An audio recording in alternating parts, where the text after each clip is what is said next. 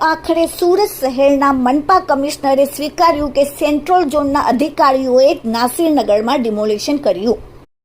સુરત શહેરમાં બહુ જ ચર્ચિત નાસિરનગરના ડિમોલિશનને મામલે આખરે 22 દિવસ પછી મૌન સાધીને બેઠેલા સુરત મ્યુનિસિપલ કમિશનર એમ નાગરાજે આખરે એક મોટો ધડાકો કર્યો। આખા સુરત મનપા પ્રશાસનને હચમચાવી મૂક્યું। કમિશનરે સત્તાવાર રીતે સ્વીકાર્યું કે સેન્ટ્રલ ઝોનના અધિકારીઓ માત્ર સીમા નક્કી કરવા ગયા હતા અને ચુસ્ત પોલીસના બંદોબસ્તને સાથે લઈને લાઇન દોરીની કામગીરી દરમિયાન એમના દ્વારા જ ડિમોલિશન કરવામાં આવ્યું।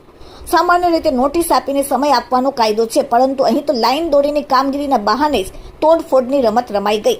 આ ચોંકાવનારી સ્વીકૃતિ બાદ હવે આખો મામલો ગુજરાત હાઈકોર્ટના કાયદાકીય સકંજામાં ફસાયો છે। કમિશનર એમ નાગરાજે જણાવ્યું કે હાલમાં નાસિરનગરમાં ચર્ચિત ડિમોલિશનની કામગીરી મામલે નિવેદનમાં આપવા માંગુ છું કે 30 મે 2026ના રોજ સેન્ટ્રલ ઝોનના અધિકારીઓ દ્વારા લાઇન દોરીનો અમલ કરવા માટે અને ડિમાર્કેશનની કામગીરી કરવા માટે ઉચ્ચ પોલીસના બંદોબસ્તને લઈને કામગીરી કરવામાં આવી હતી, જેમાં હાલમાં આ મેટર હાઈકોર્ટમાં પિટિશન કરવામાં આવી છે। આ મામલે વધારે વિચાર વિમર્શ કરવું તે ઉચિત નથી। મહાનગરપાલિકાને પણ આ પિટિશનમાં જોડાવામાં આવી છે।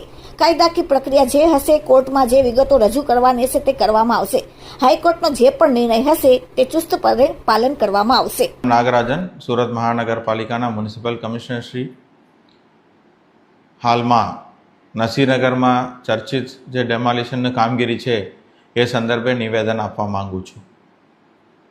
30/5/2024ના રોજ સેન્ટ્રલ ઝોનના અધિકારીઓ દ્વારા લાઇન દોરીનો અમલ કરવા માટે અને ડિમાર્કેશનનું કામગીરી કરવા માટે ઉચિત પોલીસ બંદોબસ્ત લઈને કામગીરી કરવામાં આવી હતી। લાઇન દોરીને અમલ અને ડિમાર્કેશનની કામગીરી દરમિયાન ડેમોલિશન પણ એમના દ્વારા કરવામાં આવેલી છે અને લાઇન દોરીનો અમલ પણ કરવામાં આવેલી છે। હાલ આ મેટર હાઈકોર્ટમાં પિટિશન કરવામાં આવેલ હોય એની અંદર વધારે વિચાર વિમર્શ કરવું એ ઉચિત નથી। સુરત મહાનગરપાલિકા પણ એ પિટિશનમાં જોડાવવામાં આવી છે, તો એના માટે જે પણ કાયદાકીય પ્રક્રિયા કરવાનું હશે, કોર્ટમાં રજૂ કરવાનું રહેશે વિગતો, એ બધું રજૂ કરવામાં આવશે અને હાઈકોર્ટનો જે પણ નિર્ણય હશે, ચુકાદો હશે, એને ચુસ્તપણે પાલન કરવામાં આવશે।